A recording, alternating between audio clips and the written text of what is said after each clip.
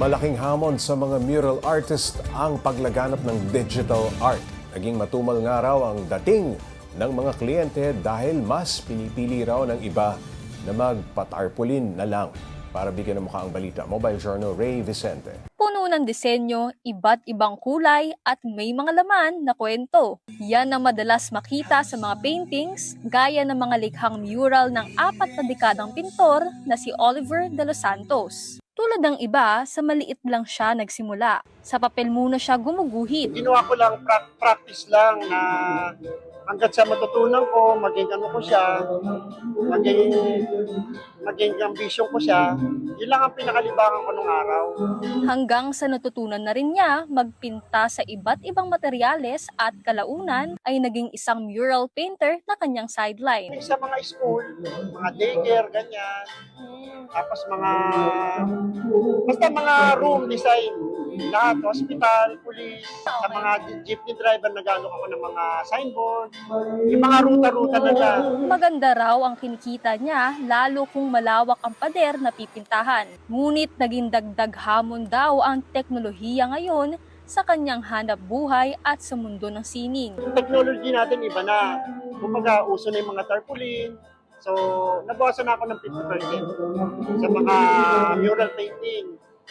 Kadalasan ngayon, puro paprinta ng tarpaulin. Kahit ilang dekada nang nasa industriya, kinakailangan din ni Oliver makisabay sa pagbabago sa mga disenyo at ideya. Pero para sa kanya, iba pa rin talaga kapag tao mismo ang gumawa ng sining. Sa akin, sa challenge naman na ganyan, hindi naman ako ganong nagpapapento eh. Kasi kumbaga yung sa akin, pure talent kasi to. Kumbaga hindi siya nawawala, hindi siya nakukupas.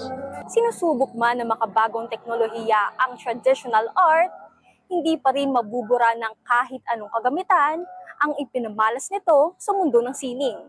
Mobile journalist Ray Vicente po, hatid ang mukha ng balita. Usapan pa natin ang mga likha o mga obra ni Oliver kasama si Mobile Journal Ray Vicente. Gaano na ba karaming mural ang nagawa nitong artist na nakausap mo, si Oliver, sa 4 na dekada niyang pagiging mural artist? Ano raw ang may paborito ba siya? Actually, Pops J, wala raw siyang paborito, pero mahilig daw po siya gumawa sa mga daycare, pati mga school, kasi yun yung mas maraming drawings eh. So yun talaga, dun talaga siya naka-forte. And then, too many to mention daw kung gaano karami na talaga yung nagawa niyang mural paintings or paintings in general, Pops J. Pero nung nakaraang taon daw ay nasa more or less 25 schools and barangays daw yung pinipinturahan niya kapag may mga lumalapit sa kanya, Pops J. Malalaki yung canvas niya, mga pader ng Yes, mga Pops J. eskwelahan. Okay. Gumagamit naman ba siya ng digital tools, no? Kahit pa paano? Di mas uso nang magpakomisyon ng digital Yes, art. Pops J. Hindi raw siya gumagamit at all kasi maliban sa sabi niya, may katandaan na raw siya, so hindi raw talaga siya techie. Oo. Pero mas gusto rin daw talaga niya yung gawang kamay. So simulat sa pool, talagang paintbrush lang ang gamit niya. Hindi na siya gumamit ng anything na AI related. Talagang likha gamit ang kanyang mga Yes, Pops kamay. J. Dagdag pa sa digital art, ang paglaganap ng AI na apektuhan ba nito ang kita niya?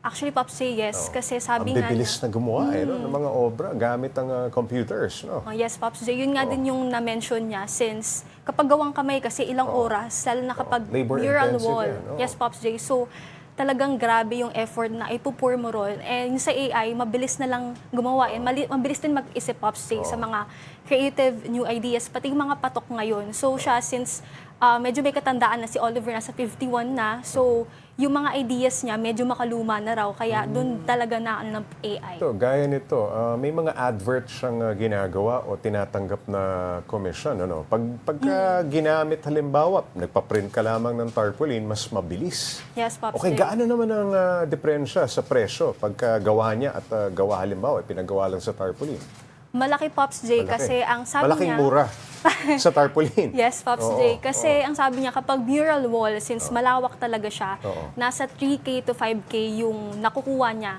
Okay. So, kapag sa mga tarpaulin naman, for example, yung Baka kalahati lamang. mga Bayan. 1K. Ang alam ko kasi, Pops J, na yung malaking size, by 10 by 12, so nasa 1K lang yun. So, malaki talaga yung difference. Pero kasi sa mural wall, marami siyang design, Pops J. Tapos, may mga drawing, unlike sa tarpaulin na minsan plain lang or hindi mo siya madagdagan talaga kapag may nais ka pang i-add.